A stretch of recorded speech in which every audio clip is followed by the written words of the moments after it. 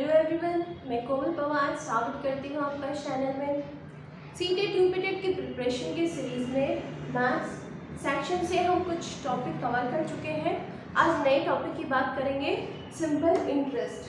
क्या होता है सिंपल इंटरेस्ट, इसके क्वेश्चन आपके एग्जाम में आते हैं, उनको कैसे टैकल करना है और क्या हम लॉजिक्स लगा सकते हैं इस सेक्शन को सॉल्व करने के लिए। ठीक है, तो देर न करते हुए चलिए स्टार्ट करते हैं। सिंपल इंटरेस्ट बात करेंगे सबसे पहले बेसिक की कि इंटरेस्ट होता क्या है। इंटरेस्ट मीन्स इसको हिंदी में बोलते हैं ब्याज। क्या कॉन्सेप्ट है ब्याज का। मान लीजिए एक व्यक्ति दूसरे व्यक्ति से कुछ पैसे उधार लेता है, ठीक है। अब दूसरे व्यक्ति ने पहले व्यक्ति को बोला, भाई मैं 1 साल बाद या 2 साल बाद या कुछ टाइम बाद तुमसे ये पैसे लूँगा और इतना एक्स्ट्रा तुम्हें देना पड़ेगा। तो ये जो एक्स्ट्रा चार्ज हुआ जो पहले व्यक्ति ने दूसरे पर लगाया है, ठीक है, उस अमाउंट के बदले उसको नाम दिया जाता है ब्याज का। ठीक है, तो ये हुआ साधारण शब्दों में ब्याज। ठीक है, अब ये ब्याज जो लगा है ये 2 तरह से लग सकता है। इसको कहते हैं, ये जो ब्याज होता है इंटरेस्ट 2 तरह का होता है, साधारण ब्याज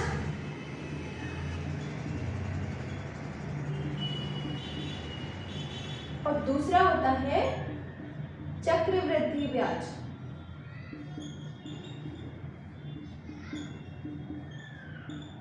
साधारण ब्याज मीन्स सिंपल इंटरेस्ट, इसको बोलते हैं सिंपल इंटरेस्ट और इसको बोलते हैं कंपाउंड इंटरेस्ट। ठीक है, कंपाउंड इंटरेस्ट, और इसको हम किससे करेंगे डिनोट, CI से। ठीक है, ये सिंपल इंटरेस्ट SI और कंपाउंड इंटरेस्ट CI। ठीक है, तो आपके सिलेबस में यानी सीटेट यूपीटेट के सिलेबस में जो पेपर 1 में और पेपर 2 में भी जो इंटरेस्ट का जो पोर्शन है उसमें से सिंपल इंटरेस्ट आपको दिया गया है। ठीक है, तो सिंपल इंटरेस्ट की बात करेंगे पेपर 1 के लिए। तो सिंपल इंटरेस्ट को पढ़ने से पहले, आगे बढ़ने से पहले कुछ टर्म्स हैं जिनको हमें समझना है, जो यहाँ पर यूज होंगी उनका क्या मीनिंग है उसके बारे में बात करेंगे। तो देखिए भी सबसे पहले बात करेंगे P। ठीक, P यानी प्रिंसिपल, इंग्लिश में बोलते हैं प्रिंसिपल और हिंदी में इसको बोला जाता है मूलधन। ठीक है, अभी क्या होता है, अभी बात करेंगे सेकंड टर्म की बात करते हैं। सेकंड जो टर्म है वो है R, इसको कहते हैं रेट, इंग्लिश में बोलते हैं रेट और हिंदी में इसको बोला जाता है दर। ठीक, अब थर्ड टर्म की बात करते हैं, ये होता है T यानी टाइम, इंग्लिश में बोलते हैं टाइम और हिंदी में इसको बोला जाता है समय। ठीक है, और एक नेक्स्ट टर्म जो आती है यहाँ पर आती है A, इसको होता है जो फाइनल अमाउंट होता है और हिंदी में इसको बोलते हैं मिश्रधन। चलिए जान लेते हैं क्या होते हैं ये सब चीजें। मूलधन, मूलधन यानी प्रिंसिपल, जितना पैसा या जितना धन शुरू में लिया जाता है जिस पर कि ब्याज लगना है, ठीक है, उसको कहते हैं मूलधन। जितना धन, जितना पैसा शुरुआत में लिया जाता है उसको मूलधन कहते हैं। अब बात आती है रेट की। अभी हमने देखा ब्याज किसको कहते हैं, तो वो जो दर होती है जो 1 साल के लिए, 2 साल के या जितने भी समय के लिए उस मूलधन पर लागू होती है जिससे एक फाइनल अमाउंट बनता है, उसको कहते हैं दर। ठीक है, रेट। अब थर्ड है टाइम, समय। समय क्या होता है, जितने समय के लिए मूलधन दिया गया है या मूलधन जो पैसा लिया है वो किसी व्यक्ति को या किसी भी तरह से दिया गया है और जिसको फाइनली हमें वापस करना है, फाइनली जिस पर ब्याज लगना है, वो जितने समय के लिए लगता है उसको यहाँ पर T से रिप्रेजेंट करते हैं। नेक्स्ट आता है A, जिसको कहते हैं मिश्रधन, इंग्लिश में इसको बोलते हैं amount, final amount. Final amount किसको बोलेंगे, फाइनली ब्याज लगने के बाद, इंटरेस्ट लगने के बाद जो हमें वापस देना होता है या फिर उस धन पर जितना फाइनली बनता है ब्याज जोड़ करके, तो हम बोल सकते हैं जो अमाउंट होता है यानी जो मिश्र धन होता है वो क्या होता है, वो जो हमने प्रिंसिपल लिया है, ठीक है, जितना प्रिंसिपल लिया है उसमें जब हम ब्याज को यानी इंटरेस्ट को जोड़ देते हैं तो फाइनल अमाउंट बनता है। ये क्या हुआ, मूलधन, और ये क्या हुआ, ब्याज, ठीक है। तो जब मूलधन और ब्याज दोनों को जोड़ देते हैं तो हमें क्या मिलता है, मिश्र धन मिलता है। तो ये तो हुए कुछ बेसिक टर्म्स जिनको हम अभी आगे डिस्कस करेंगे या फिर जो हमारे क्वेश्चंस को कैलकुलेट करने में यहाँ पर काम आएंगी, उनको हमने यहाँ पर डिस्कस किया। अब आगे हम इसको समझेंगे कि क्वेश्चंस कैसे करते हैं, ठीक है, या फिर हम निकालते कैसे हैं कि कितना ब्याज लगा। और यही वो टर्म्स है जो आपके एग्जाम में पूछी जाएंगी, ठीक है, यानी कि आपको एग्जाम में क्वेश्चन किस फॉर्म में मिलने वाला है। किसी क्वेश्चन में पी दे दिया यानी मूलधन दे दिया, दर दे दी, समय निकालने के लिए बोल दिया। किसी क्वेश्चन में आपको मिश्र धन दे दिया, रेट दे दिया, मूलधन निकालने बोल दिया। तो ये ही 3-4 वो टर्म्स है जिनमें से 2 या 3 दे देते हैं, तीसरी पूछ लेते हैं, 2 दे देते हैं, 2 पूछ लेते हैं, 1 दे देते हैं, दूसरी पूछ लेते हैं। तो इन्हीं के इर्द गिर्द आपके जो क्वेश्चन है वो घूमने वाले हैं। अब वो होते कैसे हैं, उनको सॉल्व कैसे करते हैं, चलिए देखते हैं। क्वेश्चन के माध्यम से ही अब हम आगे समझेंगे कि कैसे इनको सॉल्व करना। चलिए स्टार्ट। तो देखिए ये कुछ क्वेश्चन हैं, इनको सॉल्व करेंगे। उससे पहले बेसिक फॉर्मूला जान लेते हैं कि बेसिक फॉर्मूला क्या होता है सिंपल इंटरेस्ट के लिए। सिंपल इंटरेस्ट का जो बेसिक फॉर्मूला वो होता है P/T/100। इन सब की क्या हो रही है, मल्टीप्लाई हो रही है। P/R/T डिवाइडेड बाई 100, ये होता है बेसिक फॉर्मूला सिंपल इंटरेस्ट निकालने के लिए। जहाँ पर P क्या है, प्रिंसिपल यानी मूलधन, P क्या है, मूलधन, R क्या है, दर, रेट, ठीक है, T क्या है, टाइम यानी समय, ठीक है। तो ये है SI यानी सिंपल इंटरेस्ट या फिर साधारण ब्याज निकालने का बेसिक फॉर्मूला। अब अगर बात करें परसेंटेज की, अगर सिंपल इंटरेस्ट आपको परसेंटेज में बताना है तो क्या होगा, जनरली क्या होगा, सिंपल इंटरेस्ट मान लीजिए अगर आपको कोई टाइम दिया गया है 2 साल में कितना इंटरेस्ट है तो क्या होगा, वो होगा RT%, ठीक है।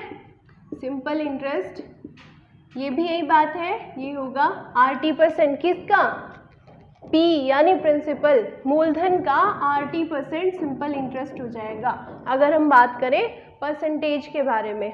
और फिर अगर आपको टोटल अमाउंट यानी A निकालना हो, मिश्र धन निकालना हो, तो क्या करेंगे, जितना आपका P यानी प्रिंसिपल था उसमें हम क्या करेंगे, मूलधन में जितना हमारे पास सिंपल इंटरेस्ट निकल के आया है RT%, वो हम यहाँ पर क्या कर देंगे, ऐड कर देंगे, ठीक है। उससे हमें क्या मिल जाएगा, टोटल अमाउंट मिल जाएगा। तो ये कुछ बेसिक फॉर्मूले हैं, इनको याद रखना है। आगे बात करते हैं क्वेश्चन की। किसी धन पर 5% साधारण ब्याज की दर से कितने समय में 60% ब्याज हो जाएगा, ठीक है। तो यहाँ पर आपसे क्या पूछा है, टाइम पूछा है, ठीक है। दिया क्या है, यहाँ पर दी गई है R की वैल्यू है 5%, यानी कि 1 साल में 5% आपका रेट है 1 साल के लिए। तो कितने टाइम बाद ये 60% हो जाएगा। तो अभी आपको बताया कि जो सिंपल इंटरेस्ट है वो कितना परसेंट हो जाता है, RT%, ठीक है। तो हमारे पास RT%, ये किसके इक्वल दिया गया है, ये दिया है आपको 60 के, ठीक है, 60% के बराबर दिया गया है। यहाँ पर R की वैल्यू 5 दी गई है, इंटू T इक्वल टू 60%, ये 5% R की वैल्यू है, तो T निकालेंगे तो 60% डिवाइडेड बाई 5%, ये आपके पास आ जाएगा 12 ईयर्स, 12 साल, यानी इसका आंसर हो गया है 12 साल। 12 साल बाद 5% का जो ब्याज है वो 60% हो जाएगा, ठीक है। तो इस तरह से आपको सॉल्व करना है। नेक्स्ट क्वेश्चन की बात करें, 9% दर पर 2 साल के लिए निवेश की गई किसी धनराशि पर साधारण ब्याज 117 रुपये था। निवेश की गई धनराशि क्या थी? तो यहाँ पर क्या दिया गया है, आपको रेट दिया गया है यानी दर दी गई है 9%, साधारण ब्याज यानी सिंपल इंटरेस्ट यहाँ पर दिया गया है 117 रुपये। ठीक है, 117 रुपये आपके बनते हैं। तो कितना प्रिंसिपल, कितना मूलधन था जिस पर 9% की दर से 117 रुपये बने हैं 2 साल में। ठीक है, तो यहाँ पर जो आपको टाइम दिया गया है वो दिया गया है 2 साल, 2 वर्ष। ठीक, अब सिंपल फॉर्मूला लगा के करते हैं। तो हमारे पास क्या है, सिंपल इंटरेस्ट क्या है, P into R into T divided by 100 रखिए इसमें। तो सिंपल इंटरेस्ट हमें दिया गया है 117 रुपये बराबर P हमसे पूछा है, R क्या है 9 और T क्या है 2, यहाँ पर डिवाइडेड बाय 100। इसको जब आप सॉल्व करोगे 100 इधर जाएगा और P निकालेंगे तो 9 इंटू 2 18 नीचे आएगा। तो यहाँ पर कितना हो जाएगा, P इक्वल टू 117 इंटू 100 पौन में यहाँ पर आएगा 18। जब आप इसको सॉल्व करेंगे 9 दूनी 18 और यहाँ पे 13 आएगा, 1300 को 2 से भाग देंगे तो यहाँ पर आपके पास आ जाएगा 650। तो ये आपके पास आ गई है निवेश की गई धनराशि, यानी हमारे पास ये आया है मूलधन। तो इस तरह से फॉर्मूला लगा करके या फिर लॉजिक से आप कैसे भी क्वेश्चन कर सकते हैं और आंसर ला सकते हैं। ठीक है, चलिए और क्वेश्चन की बात करते हैं।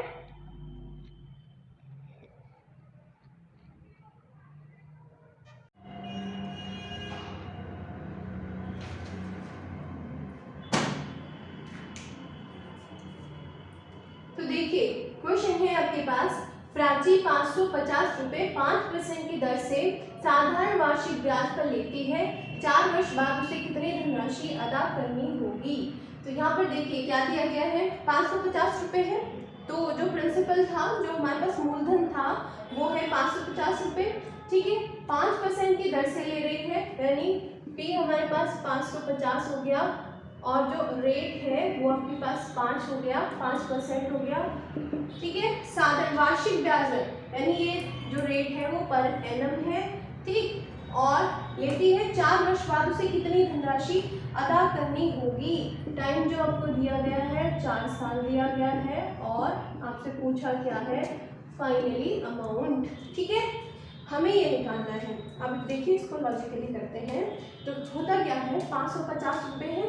ठीक है, 5% की वार्षिक ब्याज की दर से 1 साल की 5% की दर है। ठीक है, और कितने साल बाद देना है, 4 साल बाद। तो सिंपल, 1 साल की 5% की दर है तो 4 साल में कितना हो जाएगा, जो दर बोली थी, दर का फॉर्मूला या दर का लॉजिक क्या बताया था अभी आपको, RT% दर हो जाएगा RT%। यानी हमारे पास कितना है 5 चौक 20, तो यहाँ पर 4 साल बाद क्या हो जाएगी दर, RT% 20%। यानी जो हमारा अमाउंट है वो 20% बढ़ जाएगा। ठीक है, जो ब्याज बनेगा अमाउंट का 20% बनेगा।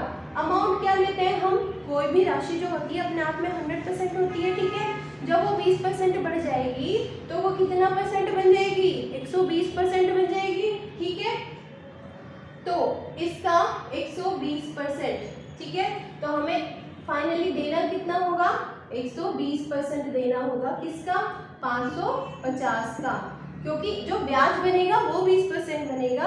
और ठीक है, और जितनी मूल राशि थी वो भी लौटानी पड़ेगी। तो हमें अगर निकालना है अमाउंट तो हम क्या करेंगे, इसका निकाल देंगे 120%, यानी 120/100। ठीक है, तो परसेंट यहाँ से हटा करके 120/100 ये करते हैं तो हमारे पास क्या आ जाता है, 12 पंजे 7 और 12 पंजे 7, ये आ गया आपके पास 60 और 6 66, तो ये आपके पास आ गया 660 रुपये। ठीक है, 660 रुपये यहाँ पर देने पड़ेंगे। 550 रुपये के 4 साल बाद उसको 660 रुपये देने पड़ेंगे। ठीक है, तो इस तरह से आप लॉजिक से क्वेश्चन कर सकते हैं। नेक्स्ट है, प्रिंसिपल आपको दिया गया है, रेट आपको दिया गया है, टाइम दिया गया है, सिंपल इंटरेस्ट पूछा है। ठीक है, सिंपल इंटरेस्ट देखिएगा, प्रिंसिपल हमारे पास 12,800 रुपये था। अब हमारे पास क्या है, 12.5% का रेट है, ठीक है। 12.5% एक साल में लगता है और 3 साल में कितना लग जाएगा, ठीक है। तो 12.5% क्या होता है भाई, 12.5% क्या होता है, अगर हम इसको अनुपात में रेशो में निकालें तो 12.5% होता क्या है, 25% का आधा, 25% होता है 1/4 और 12.5% हो जाएगा 1/8। 12.5% कितना होता है, 1/8, यानी कि हमें मूलधन का 1/8 देना पड़ रहा है एक साल में ब्याज, ठीक है। मूलधन कितना है 12,800, उसका हमें 1/8 यहाँ पर देना पड़ रहा है एक साल में। एक साल में तो कितना देना पड़ गया यहाँ पर हमें, देखिएगा 160 रुपये, ठीक है, 1600 रुपये, ठीक, 1600 रुपये हमें यहाँ पर देना पड़ रहा है। तो 1600 रुपये हमें एक साल में ब्याज देना पड़ रहा है यहाँ पर। तो कितने साल में पूछा है, 3 साल में, तो 1600 एक साल में प्लस 1600 प्लस 1600, ठीक है, तीनों साल में 16 16 16, ठीक है, 16 दिया।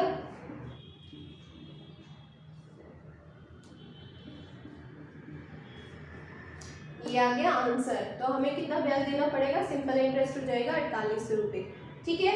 नेक्स्ट क्वेश्चन की बात करते हैं, ठीक है। तो क्वेश्चन आपको दिया गया है, किसी राशि पर 5% वार्षिक ब्याज की दर से 3 वर्षों और 4 वर्षों में प्राप्त साधारण ब्याजों में 42 रुपये का अंतर है, वह राशि बताओ।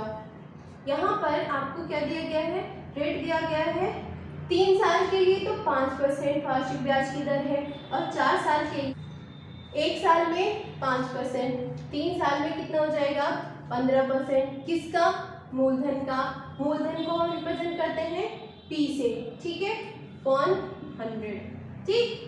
तो यहाँ पर 15% किसका, मूलधन का, और ये 4 साल में कितना हो जाएगा, 4 साल में 5% के हिसाब से ये हो जाएगा 20%। तो 20% किसका, मूलधन का, ठीक है। तो ये आपके पास इन दोनों का अंतर बताया गया है, कितना, 42 रुपये। तो इन दोनों का अंतर आपको दिया है 42। यहाँ से सॉल्व कर लेंगे, 20 P/100 है, तो ये आपके आ जाएगा 5P/100 इक्वल टू 42। तो यहाँ से सॉल्व करेंगे, P is equal to 4200 divided by 5, 5 8 40 और 5 30 840 यहाँ पर हो जाता है आपका आंसर। तो इस तरह से हमने निकाला मूलधन यहाँ पर, ठीक है। तो इस तरीके से ही वही जो 2-3 टर्म्स हैं जो शुरू में आपको बताई गई थी, उन्हीं के इर्द गिर्द यहाँ पर सारे में क्वेश्चन घूमते हैं, ठीक है। वही जो 2-3 टर्म्स बताई थी, उन्हीं में से आपसे कुछ ना कुछ पूछा जाता है, ठीक है। तो आपको पहले पढ़ना है, क्वेश्चन को समझना है, इसमें क्या दिया गया है, क्या पूछा गया है। लॉजिक से कर सकते हैं, लॉजिक से कर दीजिए, फॉर्मूले से कर सकते हैं, डायरेक्ट फॉर्मूले से कर दीजिए, ठीक है। फाइनल आंसर आना है और हमें वहाँ पर टिक लगाना है, ठीक है। तो आई होप साधारण ब्याज का जो टॉपिक है उसका कॉन्सेप्ट और उससे रिलेटेड क्वेश्चन ही आपको समझ आए होंगे और आपकी प्रिपरेशन में इससे बहुत ज़्यादा हेल्प होने वाली है। अगर इससे आपको हेल्प मिली है, ये यहाँ पर आपको कुछ समझ आया है,